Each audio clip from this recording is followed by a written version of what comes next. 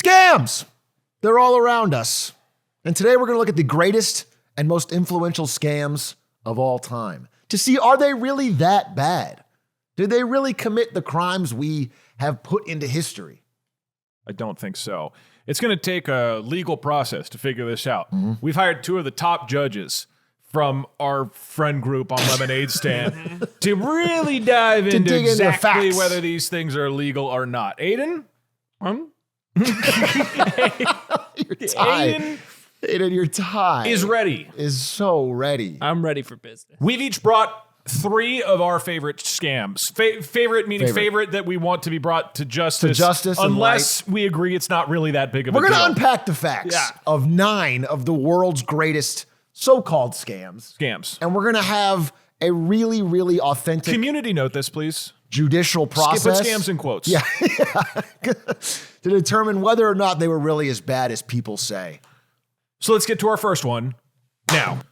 Hear ye, hear ye. Welcome back to the Lemonade Stand courtroom. Today we have on trial... Who? Who are we? Enron. Nope. VW. The company VW. And the plaintiff, Mr. Branding Atrioc Ewing, has supposedly put together a little case. Supposedly... Guilty! We play golf together. Lord Aidington in between rounds of polo. Do not bring Listen to the facts, judges. Listen to the facts. I know you've heard tell in your lifetimes of this so-called Dieselgate scandal from VW cars. Please, Perry, bring up the presentation. VW, an iconic, beloved brand. Now, this is an interesting story to me that I wanted to get a deeper dive on, and it's because my uncle, Jack Ewing, actually wrote the book on this. What? Faster, Higher, Farther. Wait, what? Hold on. No, this is actually... Put your hand on the gold Bible and swear this is real. This is actually... Psych! Nope, scammed again. Fucking guilty. He's looking guiltier by the minute. You guys already got scammed. This guy, Jack Ewing, is not my uncle, but he did write the book. And Jack Ewing didn't really get the facts right around this VW so-called emissions gate scandal. So I want to take you back in time. Okay. It's the 2000s. Okay? Judges really like being pranked during the courtroom case, by the way. Well, we're boys. We play golf together. We're boys. Don't bring up the revolving door. It's the 2000s. You got your iPods. You got your Grand Theft Auto. You got your Osama bin Ladens, okay? You remember when you were playing with your Osamas and you're watching Smash Mouth? And Yeah, it's that time. I was playing my Osama action figure. And I made him fight Darth Maul. It was great. And a big trend in the early 2000s, kicked off by Al Gore in the movie Inconvenient Truth, is climate change is real. Which is a scam. Guilty. It's a big movement around the early 2000s. Is like, holy crap, climate change is real. Cars are the biggest culprit here, and we need to rein in their emissions.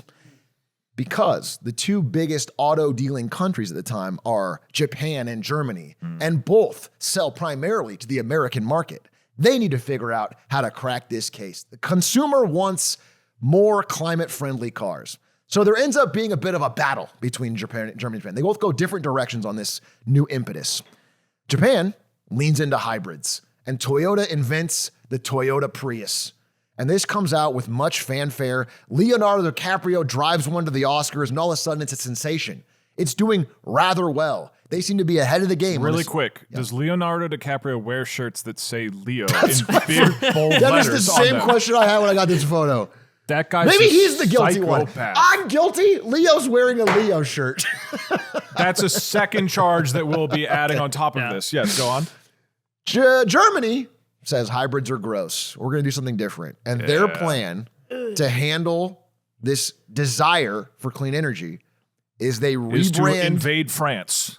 This normally their plan for almost everything. Wait, when was this again? Invade Poland. No, these are all good German ideas, but they decided to mix up either. They rebrand diesel into clean diesel. This is Germany's mid-2000s plan. Clean diesel. Okay? Now, when people think of diesel, they think of thick black smoke coming out of trucks, because that's normally what diesel was used for. But they do a full ad blitz, including Super Bowl commercials. They sponsor environmentalist groups. They're sponsoring nascent online blogs. And it's clean diesel, like really clean diesel. They are just pointing out how they have solved diesel and made it clean. The court does like how this sounds. Has the word clean in it. Exactly. And you can tell it's clean. Oh, it's probably like clean coal. This commercial, by the way, is old women holding up their scarves to the diesel exhaust pipe and it doesn't get dirty. And they go, wow, that's really clean. That's the test. They're putting clean diesel on their cars. It's stickers everywhere. The car has big printed letters that says not a concept car. That's how look, it really inspires There's confidence. greenery on it. That you have to How tell could this be a people dirty car? It is a car. And I'll tell you what, this marketing campaign, it did wonders because Aiden McCaig's family, who's a guy I don't know, owned not one, but two of these Volkswagen vehicles. Genuinely. Well, they were doing their part. And I think you should remember that you are kind of part of the conspiracy in that way. And so don't, when you're making your judgment. Anyway, the only problem with this clean diesel campaign is that it wasn't real, is that there was no cleanliness to the diesel. In 2005, scientists at Volkswagen realized they had 4 key goals for their vehicles. They wanted them to be powerful, fuel efficient, cheap, and then the 4th one was to pass emissions tests. And they realized they could not do all 4 of these. Trying to do with diesel. If they try to do any of the 3, it's fine.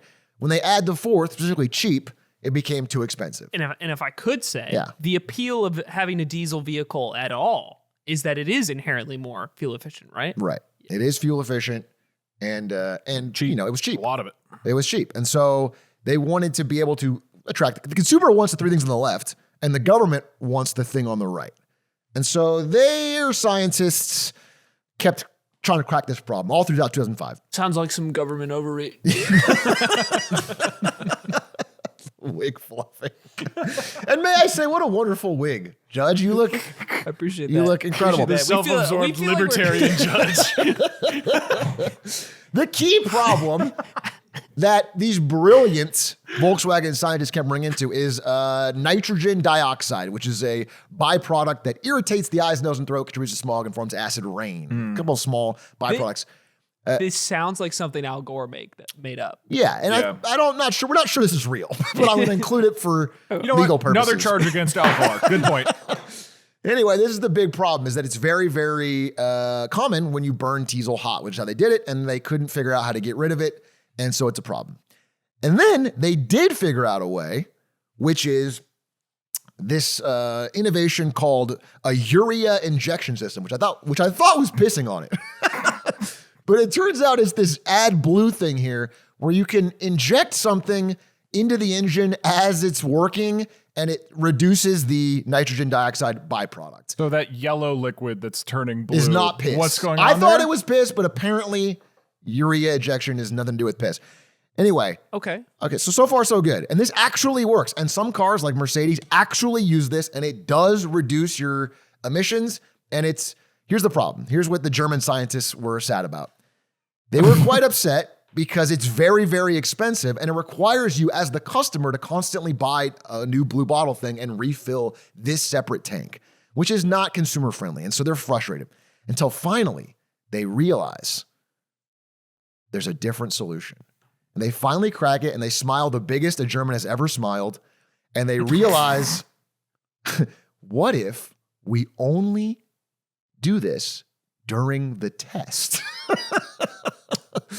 What if we don't do this during the actual running of the car, but only during the test? Because you see, all these emissions tests are done on these benches here, where it is hooked up. It is running forwards a certain amount of time, reverse a certain amount of time. There's a thing on the exhaust pipe. It's exactly the same every time. The steering wheel is fixed in place. So they install a little bit of software that checks, is the steering wheel fixed in place? Am I going forward at this exact speed? Am I going reverse at this exact speed? If so, cut the emissions. So they fake it. That is their biggest innovation that they keep desperately secret internally. Okay, wait. So this is the condition. So if the steering wheel isn't moving, the acceleration is moving in a predictable pattern. If the engine temperature is specific, if the duration and the wheels are spinning in a certain way. Okay, Right. That's So, good. Because here's the thing: these tests are run the exact same way every time, exactly. So if your steering wheel moves at all or does anything else, it's chugging out exhaust. But when it's doing this, there's none. It's clean I'm as not can seeing be. a lie here. Did they ever explicitly say that it's clean outside of the emissions tests? Or Yes, all the time. Oh, okay, that is a problem then. But I didn't hear that. And Mr. Ewing, the explanation you're giving here is that the company passed the test. They did pass, and that happens. Judge Aiden, I'm getting my cigar. Were you everywhere. aware that your Uncle Jack was doing this as a child? Yeah, and I think he's at vault. Anyway, they start winning. They start winning awards left, right, and center. This is working. They passed the test with flying colors. The car is cheap. The car is seemingly fuel efficient and doing quite well. They win Green Car of the Year, the first clean diesel car to win the award. Somehow, all the other clean diesel cars can't figure it out. They can't solve it. But they figured it out. So they're winning awards. They're selling a lot to Aiden's family, and they're doing incredible. And it's going so well internally. This is a big year for Volkswagen. They start rolling it out to all their other brands. So Porsche and Audi and VW all are using this new clean diesel fake technology. Until one day, and this goes on for years, by the way, years of incredible car sales, incredible awards. They're seen as a green forward company. Then the International Council of Clean Transportation, Boo. amen, are on their side. Oh, yeah. They are trying to do a study that proves how great VW is to convince Europe to have the same stringent environmental laws that America does. Environmental laws. Boo. And what's weird is in the mid-2000s, America actually has more strict environmental laws on cars than Europe does. And so this international council is like, America's doing something right. They have great clean diesel and we haven't cracked it. Let's figure out why the laws were there. So they start studying the cars. And their test is a little bit different because it's not in an isolated area on a treadmill. They just hook something up to a car and just watch it as it goes in its normal daily business. So they're doing a study to try to prove that Volkswagen is clean. Yes. Okay. They are trying to just do a perfunctory study so they can say this is the best car on the market and it's crushing. And all their data comes back that it's 40 times more pollutant than any other car. And they're like, this can't be right. Even if it were polluting a little more than we thought, this is 40 times. This is egregious. This car's been selling for years now. Somebody's collecting the data wrong. That's what they think. So they run the study a bunch of times and they flag it to the EPA who runs their own study. And everybody comes back. This is 40x worse. That's a bit of a problem. And so Volkswagen comes out and goes, guys, I'm sure your data's a little wrong. You're doing the study wrong. But just to be polite, we're going to recall some of the more recent cars and we'll do a software patch to update it. Internally, they're freaking out a bit because this can't be fixed with a software patch. This is deeply embedded. And so they try and try and try. It finally comes out. And the stock crashes. Oh, this becomes a major news story. And VW is forced not only to pay billions in fines, which, by the way, we're going to make a job creator pay billions in fines. Doesn't make any sense. Doesn't make any sense. Doesn't make any sense. But they also have to buy back a lot of the cars. And they don't have nowhere to put them. So they create these gigantic car graveyards in like Nevada. Yeah. Some of which I think still exist. And they're just filled with rotting cars that can't do anything with. This is where my parents' car went. They when the scandal broke, they brought it to a dealership and the car was purchased back. How much do you get? I don't remember what they got at the time. I ended up having a TDI Jetta, which is what I sold to buy the CS knife, famously. TDI Jetta is like the worst one I think that they produced of the Jetta TDI? Yeah. The most pollutant car. Yeah, I was one of the biggest polluters on the road. Sue me. And then, in a real crime against a hardworking executive, they actually arrested people. The CEO got fired. He didn't get arrested. But then a bunch of executives within the company were actually jailed. Sorry, we'll cut this down. In this diesel scandal, which I think feels really out of line. They already lost money. Now they have to go to jail. They paid so much to get the cars back. Is that not enough? I like what this judge is thinking. I say that as the judge. And you know what I've been meaning to say? It's like, do you have any more interesting maybe cases about like minor marijuana possession or something? Talk about? Thank you. Thank you. You guys are good at your job. Because Because frankly, I haven't seen very many mistakes so far. So Can you not make a mistake in a business anymore? Yeah, you can't. Everybody's gonna be perfect. You can't try. You can't shoot for the moon and land amongst the stars. Are the letters LLC at the end of Volkswagen? Does that mean anything to us anymore? Go after his personal life. He can't go to his daughter's birthday. He's in jail. His all daughter because had apparently to sell her private island in the Caymans. all because apparently this pollution killed people and defrauded customers over the period of a decade. Which is like, and this is only in the UK. Apparently in America, obviously way greater, but I only have the study from the UK. But listen, I mean, we're getting caught down in the facts here. Let's focus on two things. Yeah, it's a good two point. things that I want you guys to really hone in on. Let's move on from the facts, guys. Yeah. Here's some facts that you should wrap your head around, All right, Judge. all right. Fact number one, people think of VW when they think of this Dieselgate scandal. They're always talking about VW. But it turns out after this blows up and VW stock tanks, quietly, the EPA begins investigating a lot of their competitors. And they notice that everybody internally at other companies realized what VW was doing and often all copied it. This is popular cars from the year where this came out. You'll notice that Fiat Chrysler is the most pollutant. Hyundai, Subaru, Nissan, Ford, Daimler, Honda, Toyota. Everybody, the red line is where it's supposed to be based on the emission scandal, and the green bar is where they actually polluted. So this is a much more widespread problem, but VW gets all the blame. So in defense of your client, you're saying if everybody was committing horrific crime, no one should be held accountable. It's what I call the Lance Armstrong defense. He's got a point, Aiden. Why does Lance get all the bad press? Lance gets all the bad press, but there was like 40 Frenchmen doing steroids. Exactly. And blood doping. Secondly, Elon Musk here. So a shocking byproduct of the VW emission scandal that people don't know is that after it came out, governments were so embarrassed, especially governments in Europe, that they began deeply, deeply cracking down on emissions and putting up huge carbon credit subsidies to get not just hybrids anymore. They needed full electric vehicles. This created the economic conditions for Tesla in the mid-2010s. Tesla rode the wave of these new wave of carbon credits from America and Europe to get off the ground and become, to make money when they couldn't make money for the first like 10 years.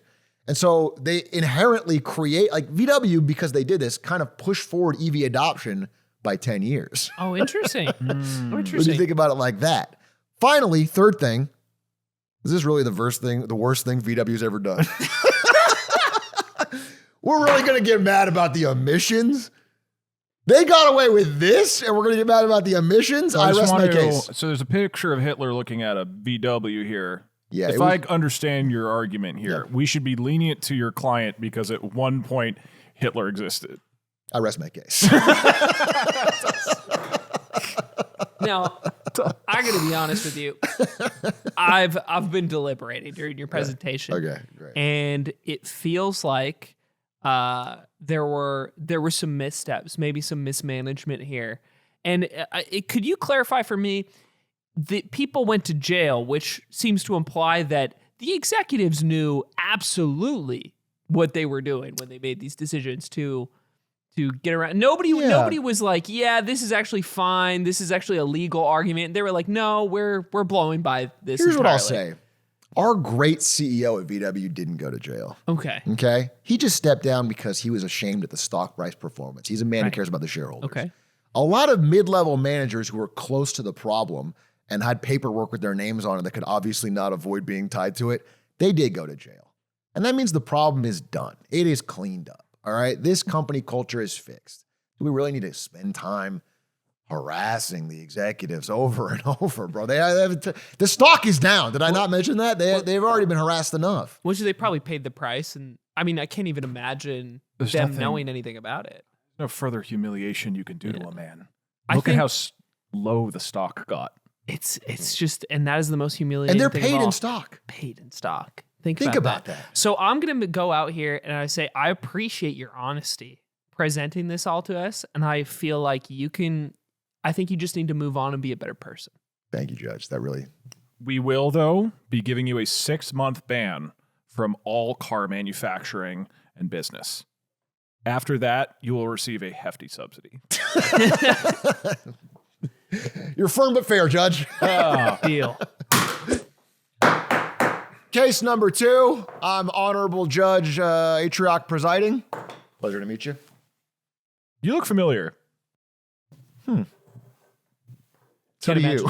Judges, today I'm here to defend my client, Mrs. Ruja Ignatova, who you might actually know as the Queen of Crypto. Okay? Now, have you heard of a little thing called cryptocurrency? Crypto. Yeah, wait, judges, what are you guys holding? We have some Monero. I'm long on Litecoin right now, for one. The And altcoin then Shiba. Monero. Big on Monero's Shiba. mostly, that's how I pay to watch beheadings on the internet. So that's been keeping a lot of that stocked up. But what I do in my own time is really It's really none of your business. Judge, Okay? don't you hate how hard it is to spend your Litecoin to purchase those beheading videos? Don't you hate how the price fluctuates constantly? Hate that. Don't you Yeah. hate how sometimes the price will go down? Could you blame a woman for dreaming? What's the most important part of crypto?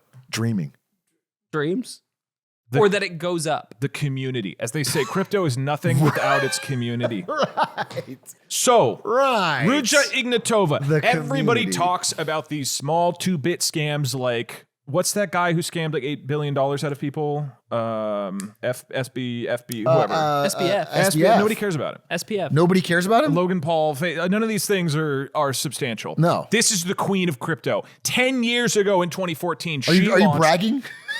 No, look, what I'm trying to do here, I'm just trying. The lawyer bragging that I'm you're talking, bigger than, I'm saying that SPF didn't dream very big. I see. Okay? I see. He dreams small. He dreamed Yeah. small. He had And small that's little why dreams for a small man. He was guilty. He stayed in bronze after a lot of games. That's why I put him guilty. Remember, that's right. Murder? That's wrong. Murder is you kill someone with intent. There's Yep. nothing wrong with manslaughter, which is where you accidentally kill someone without intending on doing it. No, you can't go to jail for that. We don't prosecute that. Is there nothing wrong with manslaughter? I have not brushed up on. What? You haven't brushed up on? It's because you've been stuck. I've been in Ibiza. You've been doing a lot of jaywalking cases too. You've been doing a lot of jaywalking. Manslaughter, clean now. Okay. Can't go to jail for All it. right, cool. Yeah, all right. yeah. I don't know enough about the law to dispute it, but it sounds right. We can all agree. A couple problems with Bitcoin. This is 2014. You know, Ethereum's doing well now. Maybe Solana's starting to come up. I don't know. I didn't look into that. But Bitcoin is the big boy on the block. But this is still in the stage where people don't really know if Bitcoin's a big thing, right? We were all there back then. We know it was like, oh, Bitcoin? It was like $500 at the time. But there's problems. The price is fluctuating. You don't feel like you have what you really want out of a blockchain product is for it to be centralized under one company that can ensure Yes. that the price is stable. I believe the core promise of crypto is centralization. So I think If we you can could all just agree. centralize the decentralized asset, Yeah. then that probably rounds if it out. could run through some kind of agency or one point of failure. I think That way that's- people have security. They know what's going to happen, right? And so in 2014, Ruja Ignatova launched OneCoin, okay? This is going to be the Bitcoin killer. And it's the only thing she didn't do, the only thing is that it's in a SQL database in her company's offices. And Don't speak like a nerd. I know what that means. it's like an Excel spreadsheet instead of a blockchain. So when you buy coins, it's not going onto a blockchain with cryptography. It's going into my Excel spreadsheet and it says Aiden has 5 coins, and then I can change the number anytime I want. That sounds more efficient. This sounds like It's something, much more efficient. That sounds more efficient. This You don't sounds wait like here? something Matt.Zev was doing at Smash GG 8 years ago. That sounds like paper brackets.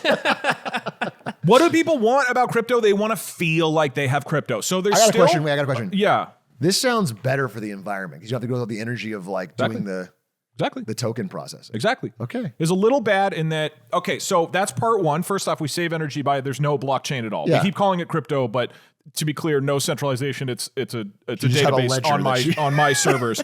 And then the other thing is that they came up with a really smart marketing idea, which is Okay. that if I convince you guys to purchase into the company and buy some crypto, I will get some crypto in return as a payment. And then if you guys convince your friends to buy in, Wait a minute. Whoa. then you'll get paid back some of the crypto. And so will I for having brought you guys in as recruiters. I'm thinking about this. The weird thing is there's absolutely zero red flags. I think, well, what I was thinking about is like if I pull in people, right? Yeah. And I get more people than just me, it's like they form a larger sort of base around me. Right. And then they build another tier below them. So you have You're kind right. of It's this, like a kumbaya you have circle kind of of this love. Well, it sounds like it's very stable. this shape. But it sounds like There's a stable hard to base. knock down. Yeah, hard to knock down. It can't move very easily. Yeah. Okay, you're winning me over, but keep going because this still is the queen of crypto, a famous scammer. So far, sir, I don't even know why you're in court with us. Yeah. Right. That's what I'm saying. That's what I'm saying. That's what I'm saying. So in 2014, we start a crypto company. We're the future. We're going to be the new Bitcoin. As she says, no one will even remember what Bitcoin is by the time we're done in this incredible presentation. So 2015, they start growing. They start getting this marketing stuff going. And look, again, we want friends to encourage friends. Nothing wrong with having a pyramid of friends build a structure upwards with, of course, the company taking 5%. This guy. And because there's no crypto technically, right? It's not real. We can issue fake coins back to people, which is the rewards they get. And then you can, only through us, you can't sell it openly. You can sell your coins for real money as long as our exchange is open and we limit how much you can sell. But that's good because that way there can't be a run on the it's solving all of the core problems with cryptography. And this keeps growing. In 2015, right? This is before the big craze in 2020 during the COVID era. Okay. This is the big one that they start launching. And by 2015, it's growing. Lots of companies, lots customers, right? And they really go for people who could benefit, like poor rural farmers in East Africa and Asia and Eastern Europe, right? Who are selling like cows in order to buy in. Like they're selling their life savings. Yeah. But this is the future. You know what I'm saying? It's noble. Well, you want to give them opportunity through the one coin. I feel like in our ivory tower sometimes we have access to financial products that regular people don't. So this is like democratizing. In my Excel spreadsheet. And so we hit the peak in 2016. Okay. And I want you to take a look at this quick video. She goes to Wembley Stadium in the UK. I can't even show you the intro because it looks more like a WWE intro and not a financial conference. But she comes out and talks about the future of OneCoin. At this point, they have over 50% of the market cap of Bitcoin. They've successfully grown this massively. It's global. Perry, pull up this video, and this is one of the big highlights of this speech. Blockchain and switch on the new one. And for you, she announces as existing they're members, doing a new, as people who supported a us new through blockchain. phase 1, because we are moving into a huge phase 2 now. Whatever coins you have on your account or in the mining, if you have 1,000 coins on your account and 1,000 in the mining, what we will do as a company, we will double the coins on your account. 90,000 people. So she comes up with a solution to double the amount of money that you have, and then says that they're doing this on October 1st, 2016, and you have to buy in before then. So I want you to look me in the mouth and tell me if you would put behind bars a woman who wants to double the wealth of every single person, which, by the way, makes no sense because that's not how decentralized currency works. And if every single person who bought in suddenly has double the amount of coins, it's all worth exactly the same amount of money. But other than that, she is helping the people. She's helping them. Also, it's not an open market because nobody could buy or sell them. Lawyer Doug, this sounds like an incredible woman, All right. a hero. Can I ask a quick question? Right. Did she do this?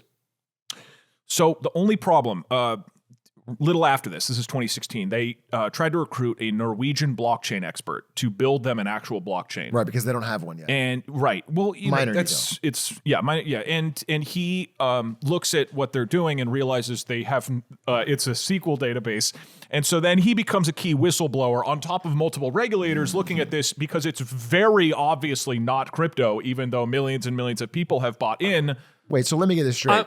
And then one minor detail, in January 2017, they also stop allowing people to take money out. You can put it in still, but you can't sell anything. So far, I want to charge a Norwegian man for snitching. They hire a man, they pay him a real salary. No. They try to recruit him, and he says no. They offer him $2.5 million a year, and he says no because They offer him real cash to do a job, and in return, he narcs. It's unbelievable. You can't trust anyone in the world. What's his name? This is the real villain of the story. I believe his name is some Norwegian blockchain expert. That's the Norwegian names are crazy. They are so weird out there. Judges, a tier might. Nominative determinism though is crazy. Like He was as soon as my child was born, I knew what he was gonna do. One he day. was destined for that role. That's so wild. And after this kid who would ruin any playground recess, regulators start looking. 2017, they stop letting the customers of their crypto coin sell. And soon in 2018, the co-founder is arrested. And actually, a couple months after the regulation really starts kicking off, in October 27th, Ignatova, our beloved founder, flees to somewhere. We don't actually know where. At first, I think she went to South Africa, but it's not actually clear. By 2019, the new CEO is arrested. Basically, all the executives are arrested for money laundering and fraud. They confirm that $4 billion has been taken from average people. That was either paid out in small chunks as MLM like repayments or taken by the owners or laundered offshore accounts. A lot of it went to a Bulgarian drug lord, so that's cool. They recover $40 million of it, and everyone goes to jail. And the question is, where is Ignatova now, my client? She may have been murdered by a Bulgarian drug lord. That's a rumor. She may be hiding in South Africa. Someone said somewhere in Germany, Frankfurt. Russia is a possibility. There was a $50 million transaction on her behalf from Dubai at some point a few years ago. So she maybe is alive and still has at least $50 million on her. The FBI has a $5 million reward for this person and says she travels with bodyguards and changed her whole face with plastic surgery. And so what I want to say to you is that my client's life has already been ruined. She only has $50 million left to her name. She probably looks like some sort of hot freak.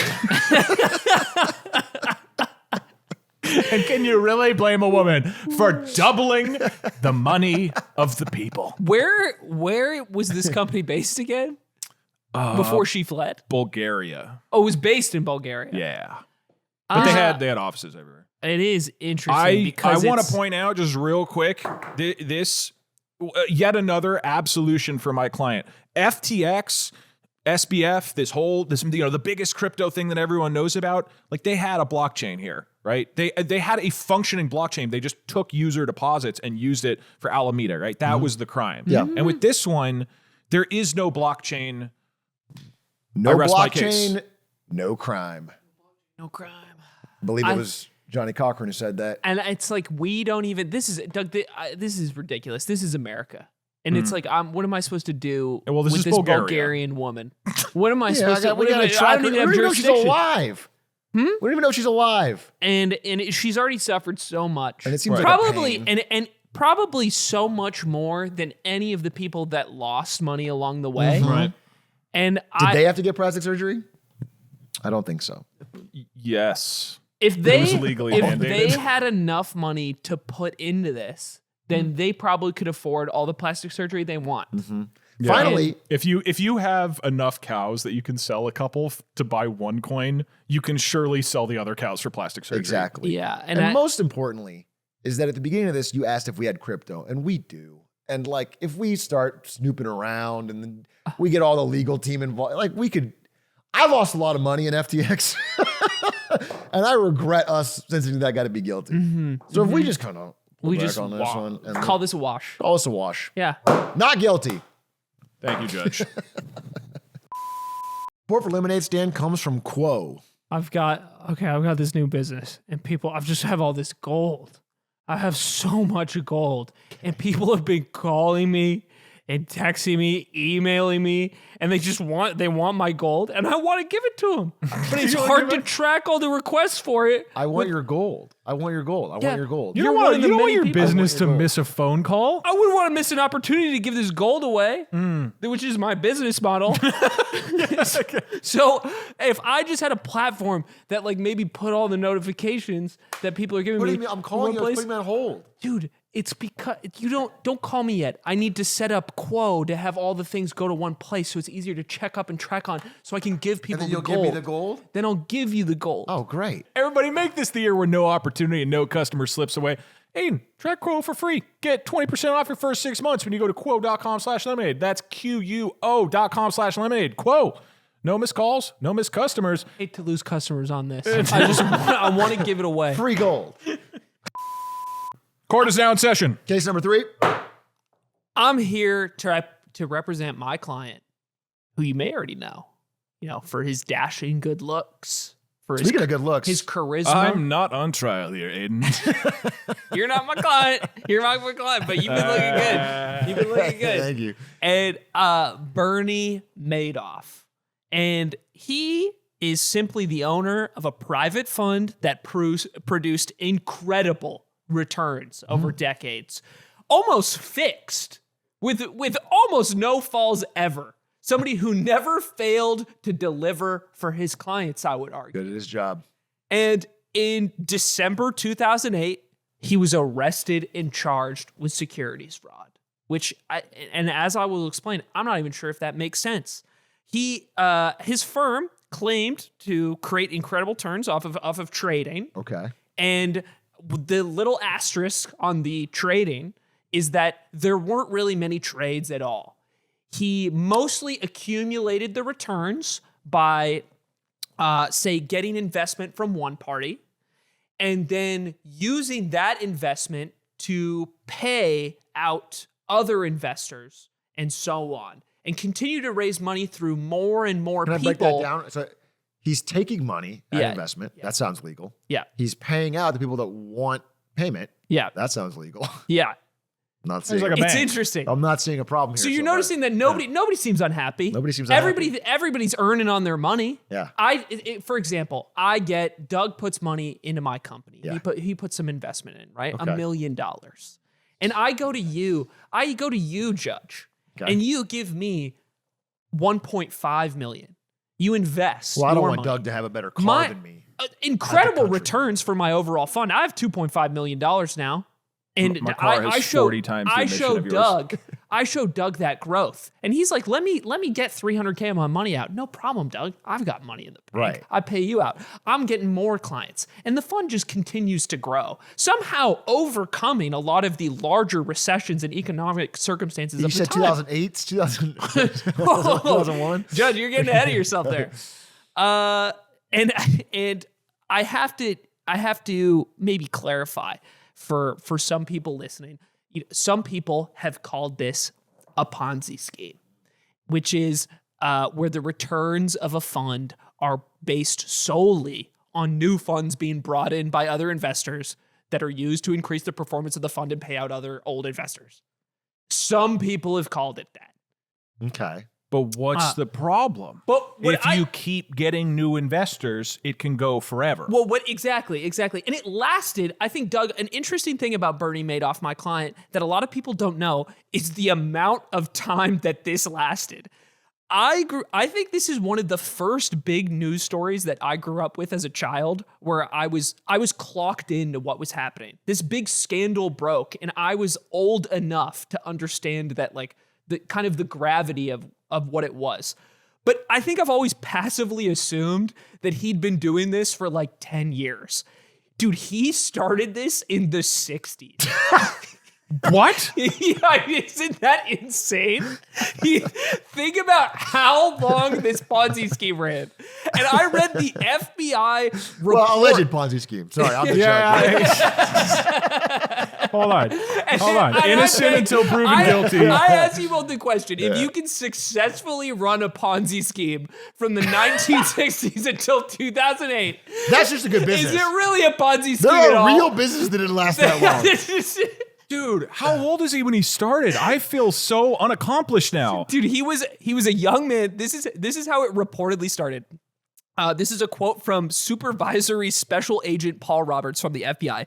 He didn't want to own up to the fact that he had lost all the money from his father-in-law's friends when he started this fund in the 60s initially. So he started covering it up with all these other fake trades, and it just snowballed from there.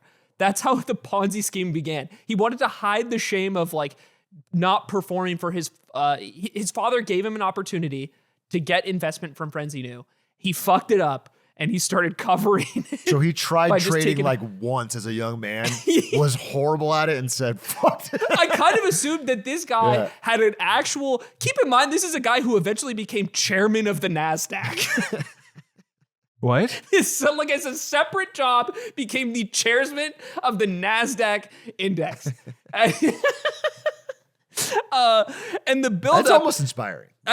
Yeah. I just, From humble beginnings. in Silicon Valley, this is called a pivot. Yeah. You don't punish It's someone like Bill for Gates dropped realizing out of college, Steve Jobs in a garage. Bernie Madoff lost all his Bernie Madoff lost his father-in-law's money. Let's scam. Yeah. It's like you he start, built something from the ground up, I would say. And this goes on. So this goes on for decades. He's getting a ton of individual investors that he's networked with, who would then like recommend friends of theirs. And then eventually some larger, more institutional investors, like the largest of which was the Fairfield Greenwich Group, a Connecticut firm that had invested $7.5 billion with Madoff.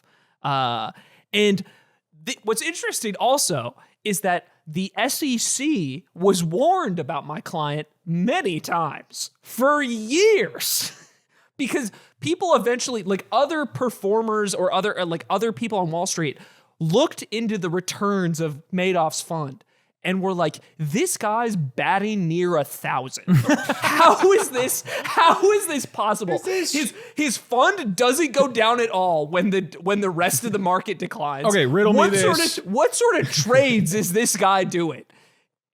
Shohei Ohtani, greatest of all time. Pretty sure he bats close to 1,000. He could, and that's the thing, Doug. It's not even close to 1,000. and then even early public accusations actually surface around 2001 in like published articles that heavily imply what Madoff and his firm are doing is fraudulent, I guess. And they begin warding off audits and oversight by falsifying trade documents. So they would get audited by like the SEC would come in. Yeah. And then they would create fake documentation of trades that had taken place within the firm to show where the returns and the money had come from. Okay. So that they to value the strategy. And I beg the judges, and I know this sounds bad. Well, counterpoint, every YouTube commenter on a finance video does the same thing. True. They always got in at the low point and they've always sold at the high. So like what makes him any different? And keep in mind, throughout, we're talking 30, 40 years of delivering for his clients. Everybody's enjoying it, right? Everybody's enjoying it until a little thing comes along. The 2008 financial crisis. Couldn't have planned. I don't think you can blame him for that. And we all agree that my client did not cause the 2008 financial crisis. Follow-up question. Can we? No, he did not cause it. Oh. Thanks, Judge Ewing. And so, as you can imagine, ultimately, people say, I wouldn't say it about my client, but people say that the worst time to operate a Ponzi scheme is when everybody wants their money back at the same time. Is this just advice on running a Ponzi scheme? And what's interesting, I'm taking notes. What's interesting is like all the economic crises before this, Madoff's fund did not go down during the crisis at all. Miraculously. And they tried to assure investors that their accounts in Madoff's fund were doing well. But many still wanted to withdraw their money anyway. And Madoff did not have enough cash to cover the demanded $1.5 billion in withdrawals. They only had $300 million in cash at the time. And and upon being backed into this corner, by his own words, which, and I'm realizing that in a court setting, this might play tough. You're laughing a lot for the lawyer. But my client did say on the record to the FBI and the SEC, there is no innocent explanation. I've been running a massive Ponzi scheme.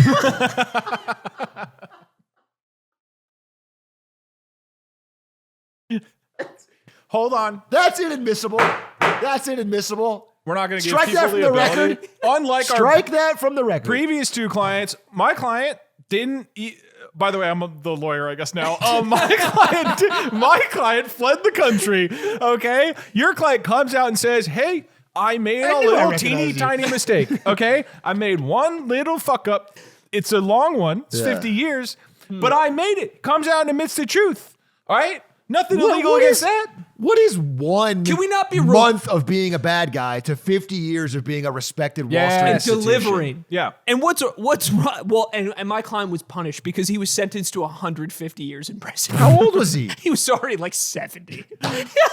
We deprived him of his ability to be the next U.S. president. And he died. He died. My client has actually already passed away in prison in 2021. Oh my God. And he notably, in the wake of all of this falling apart, solely took responsibility for everything, even though it's extraordinarily unlikely that his partners from early on and his sons, among other parties, had no idea that this was happening. It's almost assured That's heroic. that, in a way. Jumps on the grenade that for many his, other people knew, a but he family took the man. fall. A family man, and the real consequences of this for people were he had people's like tens of millions of dollars by like family of their retirement. There were like pension funds that he carried for like certain like I think like firefighters and things. And overnight, all of this just disappeared. And for the families that had decided to store their retirement in this guy's fund, like thousands and thousands of families, they just lost all of their money with no recourse. There was an effort to sell off his assets in order to like recover and start paying people back. But the amount this was in totality a $65 billion fraud. It is the largest Ponzi scheme in history. And but my client was it $65 billion at the time it was shut down, or is that like the total amount that was I think processed? $65 billion in total Okay, that he had like essentially scammed out of people. Okay, listen. This guy sounds like a family man. He sounds like a good man. I feel like he's been unfairly maligned here. Maybe he made a mistake. And he's dead. But and he's already dead. So I don't think we need to go any further here. I have just one question. I heard a rumor that he also stole from rich people. Is that true? He did. He absolutely Guilty! Judges, boys, there's one thing this courtroom loves. Keep it friendly around here. Word up to the lawyer. one thing we love. Case open. 7:30 tea time. Hey. Other than the green, you know what I'm talking about? We love horses. I know the Lemonade Stand courtroom loves horses. This one's for you, Judge Doug. For today, I am bringing you basically, I'll just say it, an innocent woman. An innocent woman named Rita Crunwell. By the way, that usually is what the prosecution says. Wink. No, they don't wink, actually. They just say, my client is innocent, and they don't wink. Yeah, I'm still figuring this whole thing out. Yeah, you're right, you're right. It's a learning process, Doug. Anyway, Defend it. I'd like you to bring up a woman whose biggest crime is probably just loving horses. Her name's Rita Crunwell. She lived in a small town called Dixon, Illinois. It's true all-American. I'm talking about apple pie, a main street, a diner, a river. You can picture it. You can picture it. By the way, this is the town most famous for one thing. It's the small town in America that Ronald Reagan grew up in. Think about that, okay? She lived in Dixon, and she's born and raised there. And she went to the high school, and she, upon graduating high school, after doing some volunteer work at the city hall, decides to join the local government. And she becomes its comptroller, which is a job that controls basically the treasury of the small town. They do the budget, they do the finances, they check all that nerdy stuff, all right? But she's good with numbers. She's good at this job, and she decides, I will do it. And I'll tell you guys, she was fantastic at it. She showed up early, she stayed late, she worked hard. People around her were complimenting of her work nonstop. And again, this is a small town where everybody in government's a small government. It's like 6 people total. They're all local. The other finance guy, he works at the public high school. The mayor is like a part-time real estate guy. And everyone Her has other husband's jobs. her brother. Her grandfather's It's in her the north, not the stepdaughter. south. Not the south. And So she notices a comptroller, and then she does this for, a decade, a great job. So she notices one thing. There's a very simple tax structure here in this small town. They collect the money primarily in this top left bucket, sales tax, and then it gets distributed to other accounts for things to be used in the town. And again, there's only one person doing this job. It's her. And so she realizes, what if I add a seventh account, a secret account? And this is where I would say brilliance comes through, not just a really inspired piece of brilliance. She realizes that nobody will check on this account if she gives it a really boring name, but it has to be truly boring. So she thinks and she thinks and she comes up with the Reserve Sewer Capital Development Account, abbreviated to RSCDA. And this is such a boring name that, spoiler alert, nobody's going to check for 20 years. So she creates fake invoices that aren't even spelled right. Like section is spelled sectin. And she starts billing the other accounts from this account. And basically, to anyone who's glancing at it, it looks like money is just being diverted to like a sewer fund or to a project or to build roads or whatever. Yeah. It's just being shuffled around to where it needs to be to do the job the town needs to have it do. And these invoices all seem appropriate, except for the misspellings, but they're for massive amounts, like 500,000, 250,000, 300,000. And they all just go to the secret account. And then, if anyone were to check what the secret account was doing, it was spending money on horses and RVs. Are we putting the horses in the sewers? Would be a good follow-up, but no. In fact, 179 times over the course of 20 years, she just charges these accounts, puts them in her secret account, and then buys things. Now, they had an auditor. This is their office. It's a nice office. It's Clifton Larson Allen. This is a real auditor. But the auditor just checks both sides of the books. They just check, is the amount that went into the first account the amount that went into the second account? Yeah. Yep, it adds up. Nobody's changing the numbers. They're not checking whether or not where it's going makes any sense. And so this is where the bad part of this, well, the supposedly bad part of the fraud comes in, which is that you got to defend your client better. Speaking as a judge, man, you're doing a terrible job. You're making her sound like a real B word. You're going to get to the part that's really beautiful in a second. Okay, right? good. This is the part where all the haters come out of the work. So the haters will tell you that in the first few years of this is 1992. This goes till the mid 2010s. She shows a little bit at first. In the first year, she only steals like $100,000. But the city starts to notice, hey, we are really in a deficit. We don't have the money. So they have to start making budget cuts. So they start cutting overtime for city employees. They start cutting station equipment. And then as the amount she supposedly steals, maybe misappropriates, maybe appropriates to a good cause, gets bigger, the deficit gets bigger, the cuts get bigger. So they start cutting fire department and streets and traffic maintenance and schools and cemeteries. And this keeps going and gets bigger and bigger and bigger until 2008. It reminded me of something. And in 2008, unlike that fraud Bernie Madoff. She's the cause of the 2008 financial crisis? In 2008, she doesn't see it as like, oh no, everybody's going to want their money back because she's not running a Ponzi scheme. Yeah. Okay? It's not a Ponzi She's like, scheme. wait a minute. This is a perfect opportunity to explain why the city has no money. I'm going to steal even more. So instead of stealing less, she starts stealing way more. Until at one point in like 2009, the city's budget is like 13 million and she stole 7. Oh my God. That year she takes 7. And whenever anyone's like, why are we in such a deficit? She's like, the recession. It's tax receipts are down. Does anybody notice that she suddenly had 80,000 horses in her backyard? That's a great question. People do notice a couple things. They notice that the town next door to them is in a $8 million budget surplus. The town of the same size right down the street somehow is managing their finances right, but theirs is massively negative. It hit Dixon really hard. It hit People Dixon forget hard. that. Yeah. People forget. In February 2012, they broke down the budget. This is where the budget went. 200K to public affairs, 260K to reach, 560K to fire, $1 million to police, $3.2 million directly to her pocket.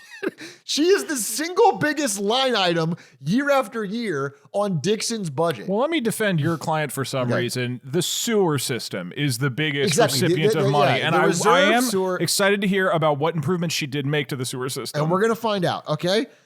This is a really incredible quote. There's only one other guy who could possibly have any insight into the finances and catch her on this or look into this. Right. But he is a part-time teacher who does this like one day a month and barely looks into it. And he, upon his retirement, gives a speech where he says, Rita Crundwell is a big asset to the city. She looks after every tax dollar as if it was her own. Which is true, judges, which is true. She seems So- attentive. Where did the sewer money go? Consistent. Reliable.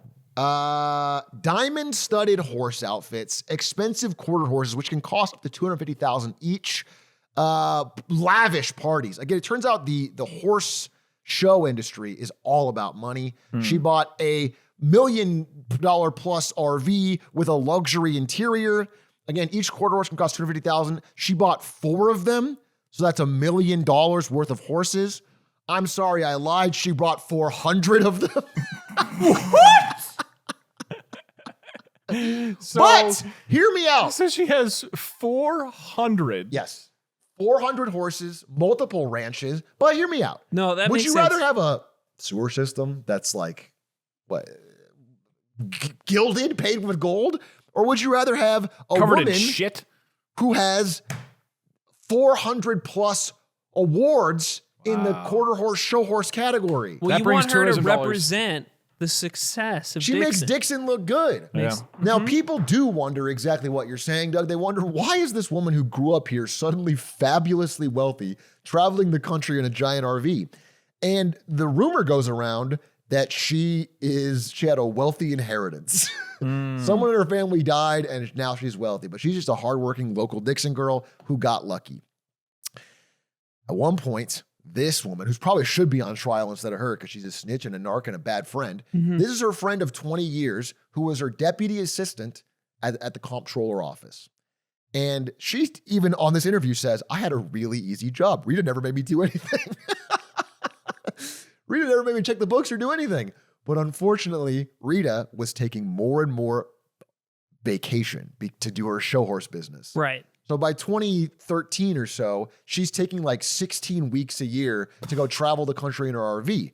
And she gives specific instructions to her deputy to be like, just always call me about everything, don't handle anything. But she stressed one day and she just asked the bank to send over all the accounts that the city's going to.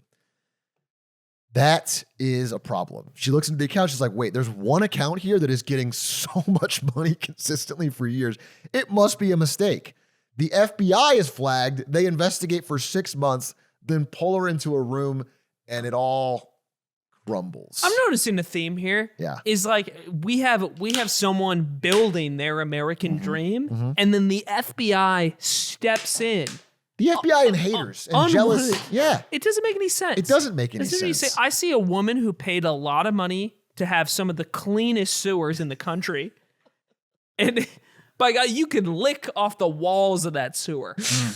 And I'm having a hard time There seeing were, why of course, you're. enormous amount of horse feces has been going in there recently. Yeah, but that helps clean up all the It other all things. adds up. They added up. It is the largest municipal fraud in American history. It turns out over the course of her time, she essentially stole $3,500 from every single man, woman, and child in Dixon. So she was $55 million personally richer by the end of the process. However, who's really the criminal here? Because Good question. they start at your give me that horse stuff in you. Yeah. Because she's just a horse girl who loves horses. The people start asking, wait a minute, we did have an auditing firm. This is not a complicated scheme. And so the city does sue the auditing firm and in fact wins a settlement that's about the amount that they lost. Now they did have less services for 20 years, but the auditing firm really did do no due diligence and kind of signed off on this. And they also did her personal taxes at the same time. And so we're making money from her in other ways. And so the city's whole. They were made whole. They got $45 million from the auditing firm, basically, and they got the rest from selling her horses. So was there really a crime? It all netted out in the end. I do have to ask, Judge. I'm looking over the details You're the of this judge. case. I'm the lawyer. No, I'm looking at my other judge. Shut up, please. Co-judge. I'm a part-time judge, by the way. Keep quiet now. I'm making my decision. So I know what it's like. It's a tough job. It's no harm, no foul. Yeah. At the end of the day, it seems Oh, you're saying because you got the money back? because everybody's fine. Yeah. I mean, I think ultimately, what are you going to remember from this whole story, right? Yeah. You're going to remember the 400 horse show first place prizes. Yeah, memorable. That horse looked great. This is a sexy horse. I'm going to go with it. Thank you. I am going to say that this client of yours should be released from all charges, but that one horse, a little too handsome for Aiden's liking. We're going to say that horse is locked up. Next case. Yes. It's been this is a bit of a long day. I was like, I hope next guy doesn't have like a finance case or something. I want like a DUI. Yeah. Let's slam a guilty on a DUI. Yeah, dude. just slam it. Just like, That's the only fun part of this job. I know. I feel like, anyway, sorry, sir. Oh, sorry. You're sir, next class? come on, next case, please. Next case. Look, bros, you wanted something small. This one is actually pretty small. It's for $10 million. $10 million. 10 million. 10 This million. point- Pennies. It's not even worth our time. I think we can let it go. I mean, we could You're probably going say to not throw guilty someone right in now. jail over $10 million. Come on, that's ridiculous. It's 2026. Put it on the leaderboard. $10 million buys you a carton of eggs. So far, I think Bernie's winning. $65 billion. $65 billion. Yeah. Okay. Small twist. This is from 1711. It's $5 billion at least when you adjust it. But let's look at raw numbers here. It's $10 million. So 300 years ago, the South We're judging a Sea- case from 1711. I gotta be honest. I don't know if I know the casework back then. I don't know if I've read. Does the case law apply Is before the statute of America was limitations- founded? What's the statute here? Yeah. Okay. Anyway, Let's find out.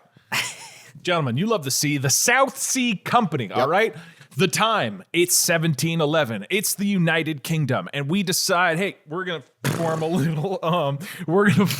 a little public-private partnership with the UK government called the South Sea Company. What we're going to do, I heard that there's a lot of money in South America. Okay. Let's do a company that just does trade. So my company, we're going to make a deal with government officials that our company, the South Sea Company, is going to monopolize all of the trade between the UK and South America. Pretty genius on paper. Any problem? None. I'm not seeing anything. No issues. It's all been colonized by Spain and Portugal. The UK has no ability to do free trade in South America in 1711, 300 These are years ago. buying questions, though. This is just. And so if you set up a company that is trying to do trade, for example, if I said I want to own all free trade to China or something, Yeah. And the government was like, Can I yeah, invest? You doing Doug free trade in China? oh, you're going to be able to invest in my client if you were 300 years old, okay? So our company isn't doing that great, my client's company, Yeah. for 9 years, all right? All we're doing is we're trying to make trade with South America and those Spanish fuckers, excuse my language. No, feel free. Overruled. Feel free to call them fuckers. Yeah. And the Portuguese owning Brazil, Yeah. we're not making good money. So what do we do? Okay, 1720. My client goes to the United Kingdom government and proposes that me, the South Sea Company, will own all of the United Kingdom's debt. And what we'll do is we'll go to every single bondholder who's currently holding debt for the United Kingdom government, and we'll have them swap it with shares of my company. Okay? And so the government loves this, right? Instead of having all these different people they had to lend money to, it's just one company now, and all the shares are in that company. That makes it super simple. We can argue for better interest rates, right? That's fantastic. For me, the company, I love it.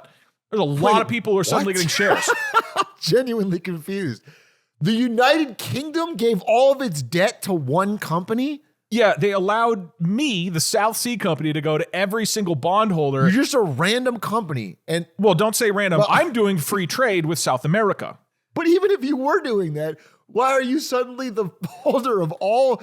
Well, This is, have you noticed? Hold on. Have you noticed this? This is like every story about business and companies in the 17 and 1600s. It's like some guy got a ship and then started a company, and now he owns all the assets of a nation. And I feel like I've actually heard that. And then that guy also happened to kill millions of indigenous people. Like I've heard that story. He's not on trial for that. He's not on trial for that, Aiden. First off, Okay. my client did not defraud any indigenous people, only poor people in the United Londonites. Kingdom. Okay. Okay. An innocent man.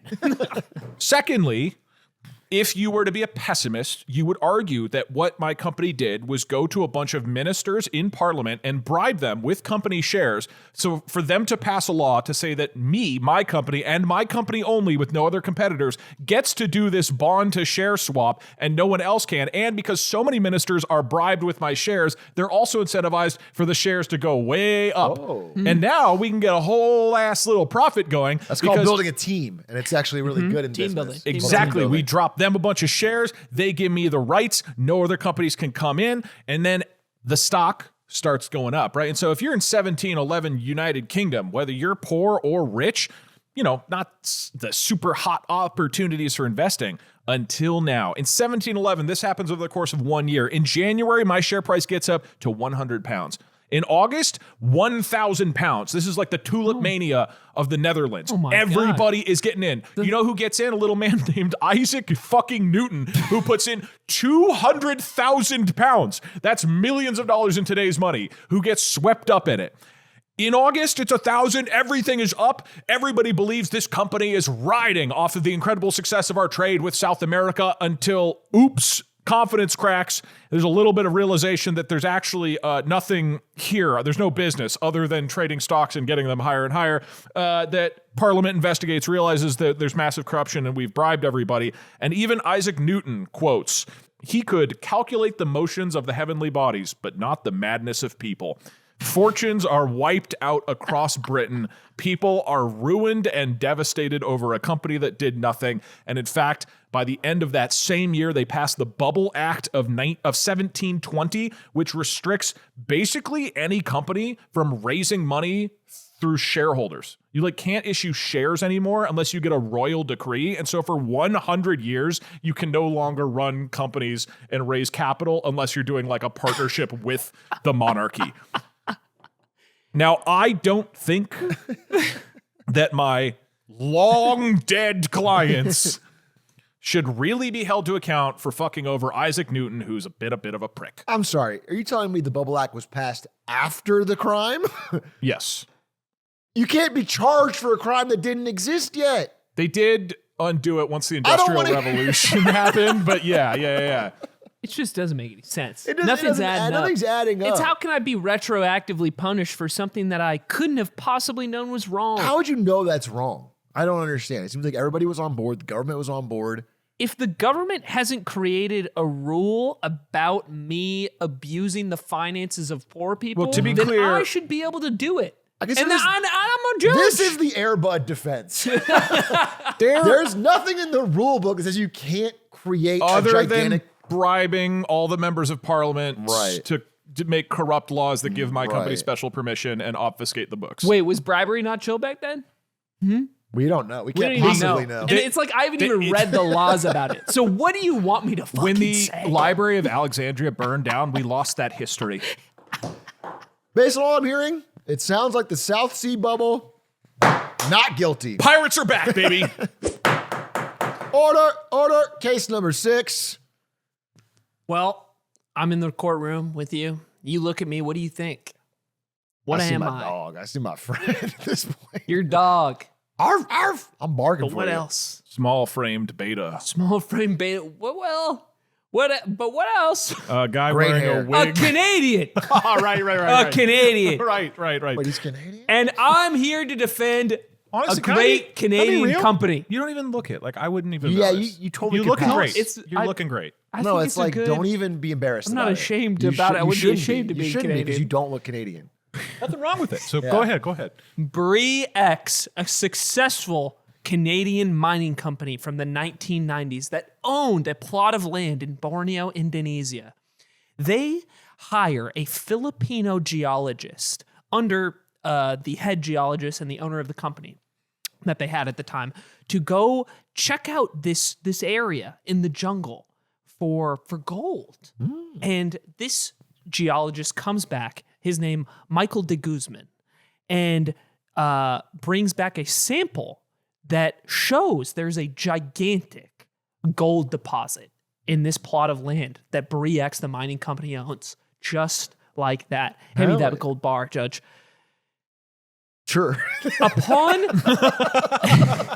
Hey, Judge, hand me that gold bar on your desk. this small Canadian company that started in 1993, by 1997, they had claimed that this gold deposit could produce potentially over 200 million ounces of gold based on the samples that had been collected.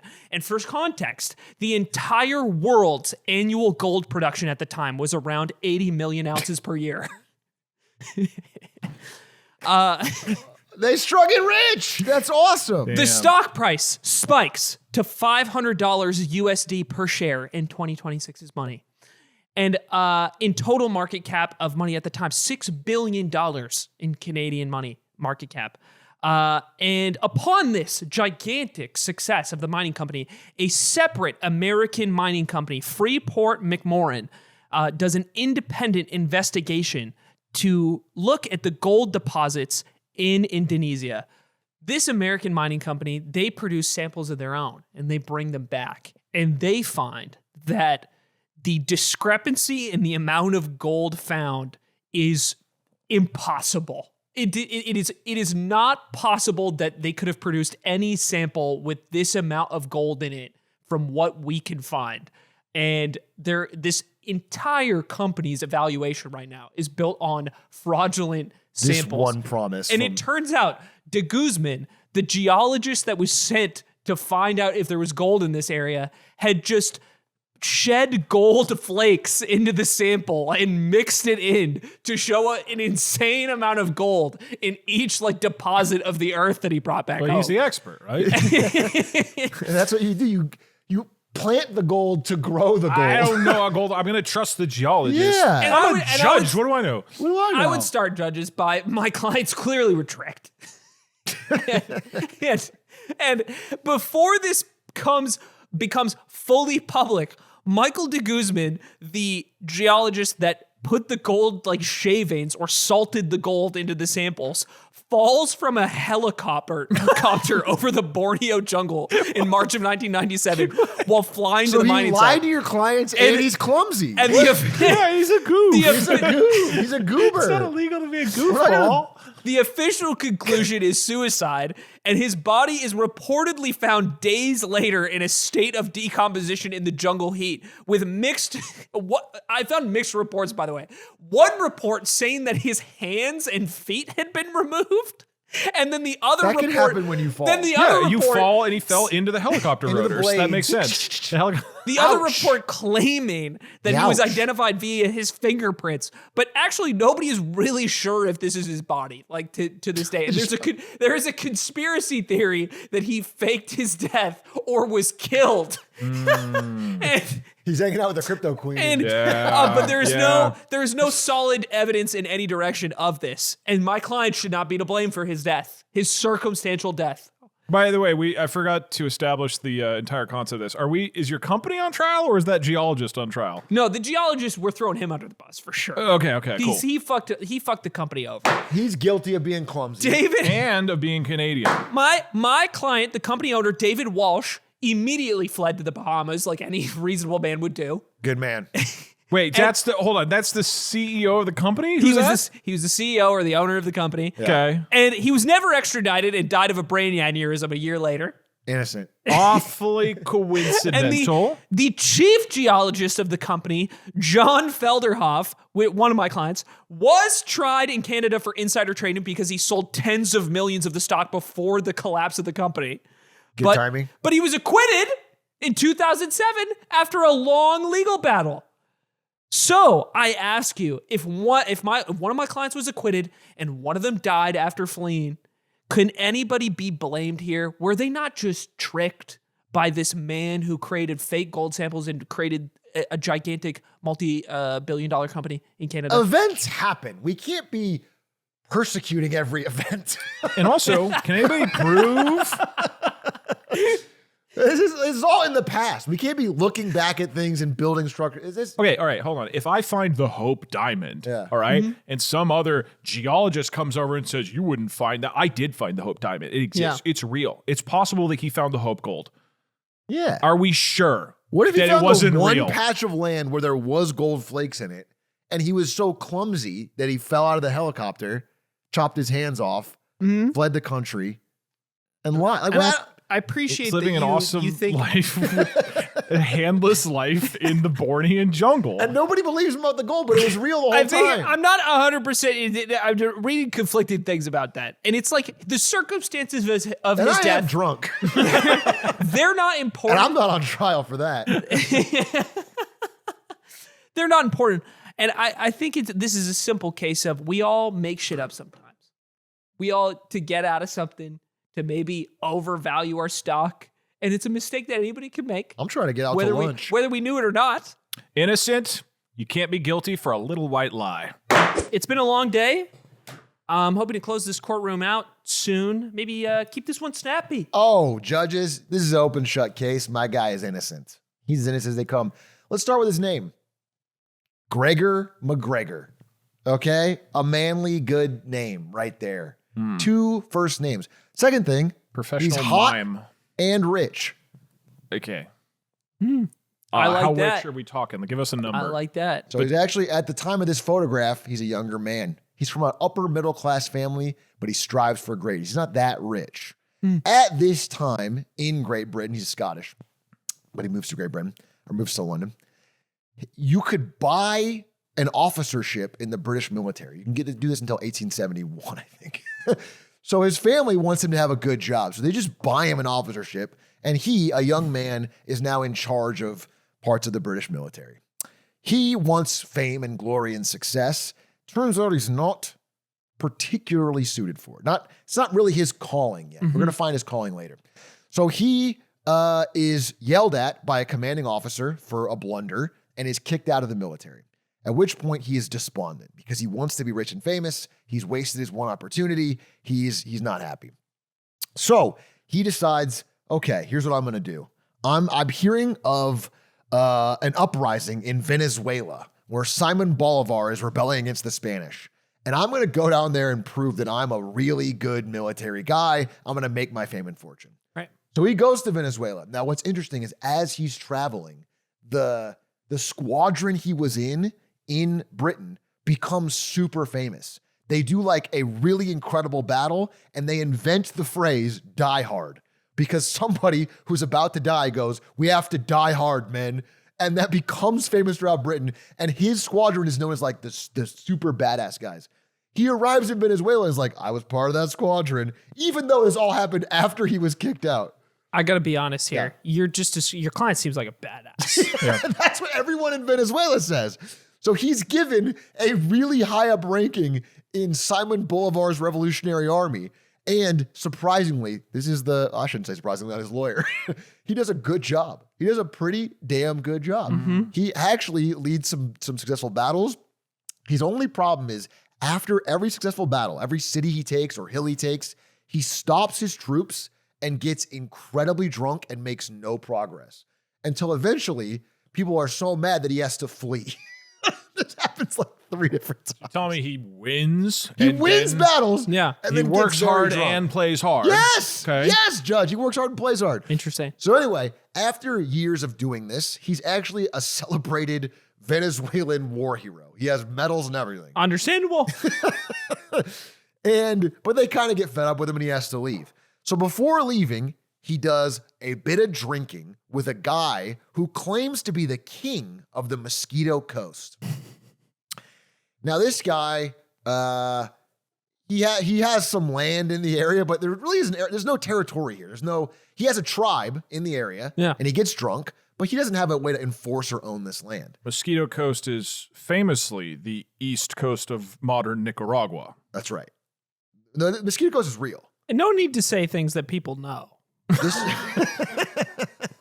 Particularly on a podcast that people listen to sometimes. The Mosquito Coast. So he he's drinking with this guy, and he's like, you know what? If I give you some of my rum and some of my jewels, will you give me land on the Mosquito Coast?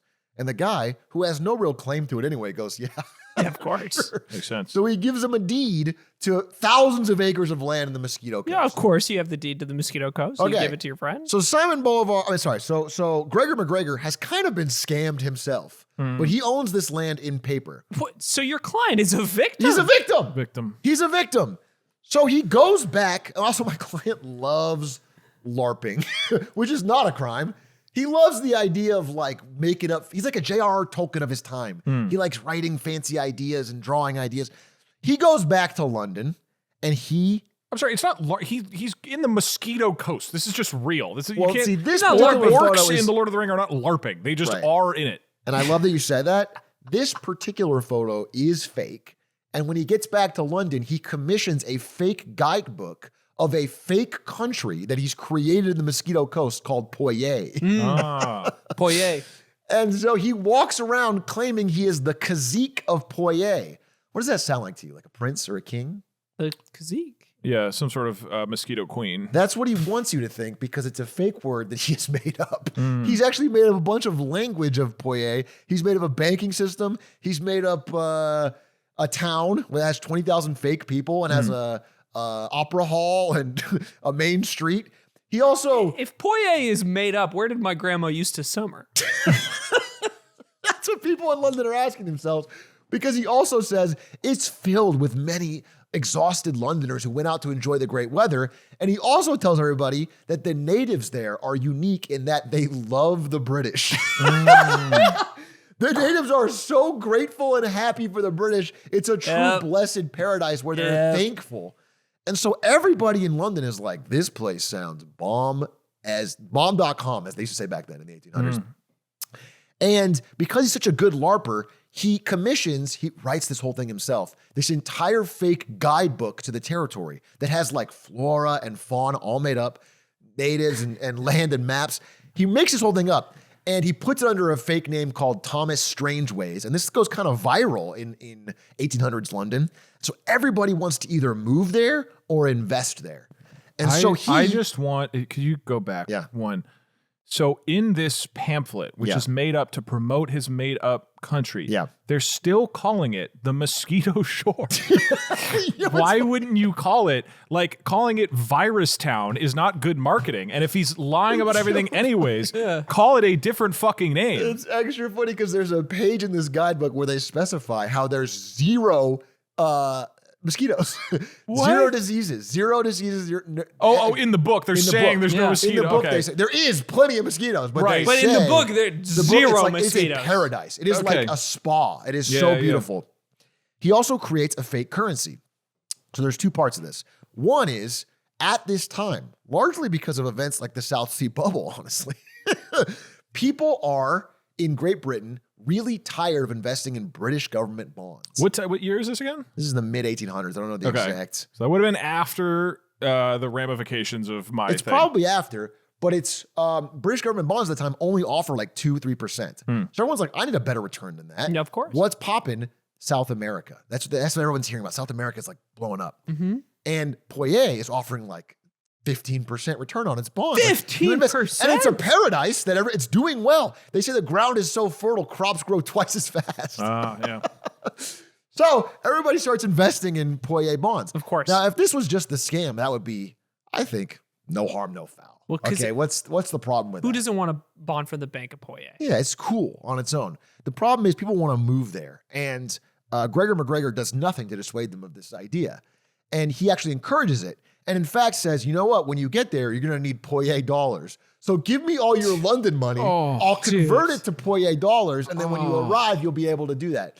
And Dude. This is one of the worst ones.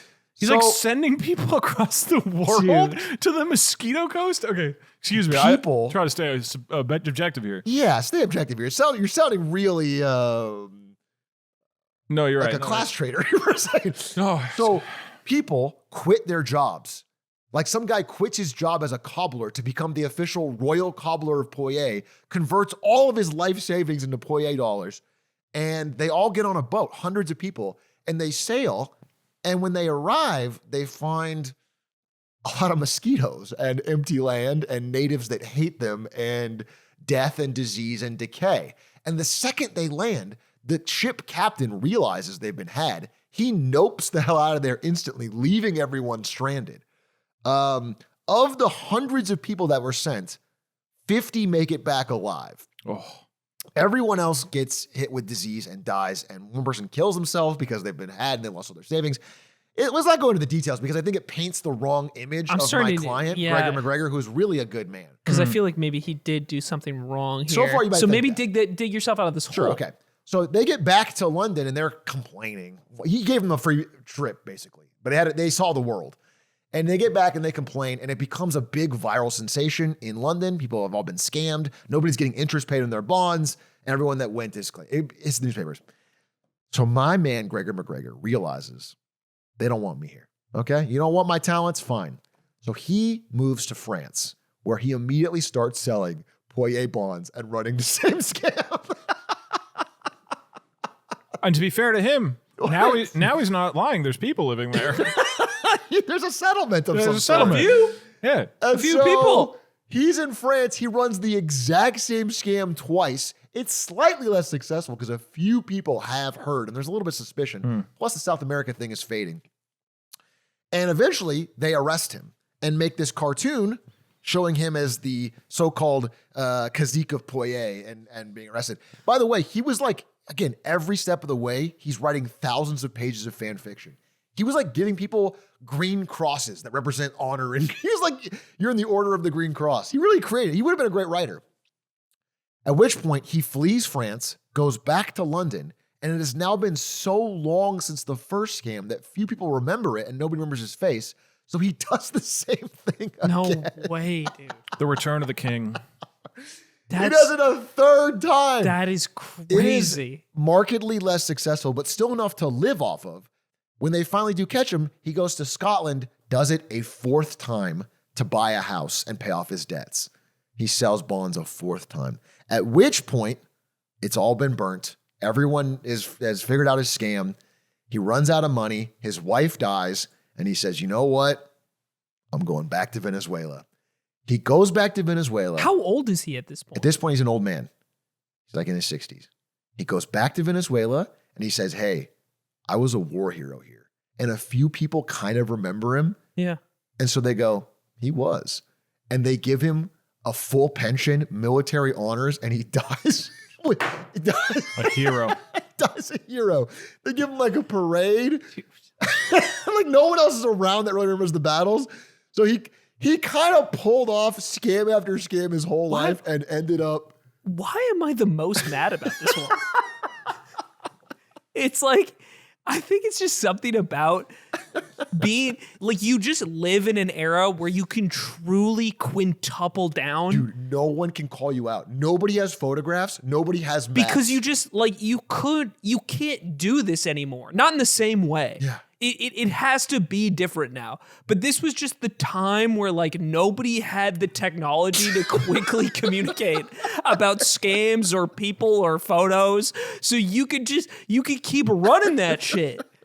That's so funny. Yeah. And so is it really a crime to do something, be rewarded, and double down? That's just human nature. We do what works. And see that your client, I have to reward him for his resilience. For one. And credit to him.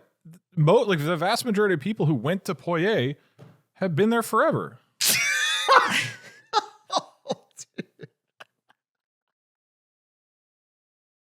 He's guilty, bro. He's fucking. This guy's an utter piece of garbage. Let's close this out. I have a CVS theft case to get to. Case number 8. Theranos. This one's a little interesting because my client, alive still, and currently in jail, serving jail time. And there's an argument, just maybe, should be let out. She's certainly making that argument. Okay. Now, Theranos, I'm going to assume most of the people listening have heard of this. It's one of the most infamous cases of fraud in the entire tech industry. You seem like you're about to slam the gavel. No, I'm just prepared. Oh, just prepared. Innocent. Okay. Let me give you a quick overview. Elizabeth Holmes is the Steve Jobs-esque founder. Now, all of the great stories that you hear about the tech industry usually involve an eccentric leader who has a vision and is able to burst through, just like Steve Jobs. She, Elizabeth Holmes, recognizes this. As a young Stanford student, she realizes, I can tell an incredible story. The story of how with a single drop of blood, I could have hundreds of different tests that tell you about your health from just a drop.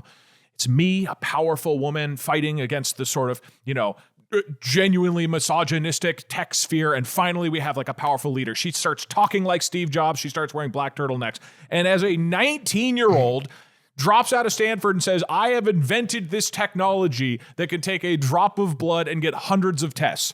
Drops out of Stanford and drops her voice a few octaves. I love that. Literally starts using a fake lowered voice to sound like Steve Jobs. And from the beginning in 2003 is telling people, I, Elizabeth Holmes, have invented a machine that can do hundreds of tests off a single drop of blood. And just to be clear, at no point during the next 15 years of this scam did she ever have technology that could do that. But what she did have is storytelling, right? A powerful story. And that story is that I have this thing that she will never show to anybody. Over the next 10, 15 years, she builds more investors who start to buy into this story. And it spirals like we've heard many times. You get in investors, you get them excited, you tell them, well, it's trade secrets. I can't show you exactly what it is, but you give them obfuscated results and sort of like really, really sketchy, like, you're seeing through a window in a laboratory. There is an incredible book called Bad Blood by John Carreyrou, who's one of the key figures in exposing this whole thing that I highly, highly, highly recommend reading if you just want like some of the best drama. This goes on for a number of years. At no point they have a product. They continue to bring in investors, but the investors get more high in profile. So they never get like real scientists or people who can verify anything. They get people like Rupert Murdoch, the Walton family, and then big, like elder statesmen, Henry Kissinger, George Shultz, James Mattis. These are people who were like, what a great blunt rotation. Like basically led U.S. foreign policy. Like George Shultz was under Reagan, I believe. And so they keep bringing this credibility. They build up this investor pool that's just insane, right? That they can use to say, look at how amazing our product is. And then you just kind of show fake results about what's going on, literally all faked.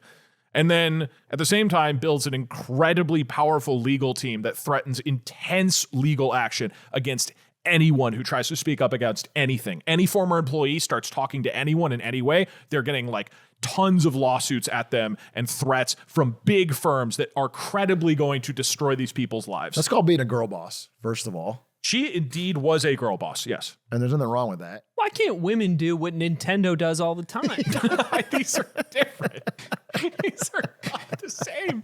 I want to be It's the clear. same. With a CEO getting out there and They making it happen. had fake data and fake labs and were selling this story for 15 years. So from 2003 up to 2018, it continues to grow. They continue to raise more investor money. Finally, though, after whatever, it's like a decade, I forget the exact year, they start to get actual clients. They get Safeway and Walgreens, both major pharmacy providers who the idea is in their stores, they're going to have a Theranos system, the Edison, where you can get the drop of blood and you get all the tests.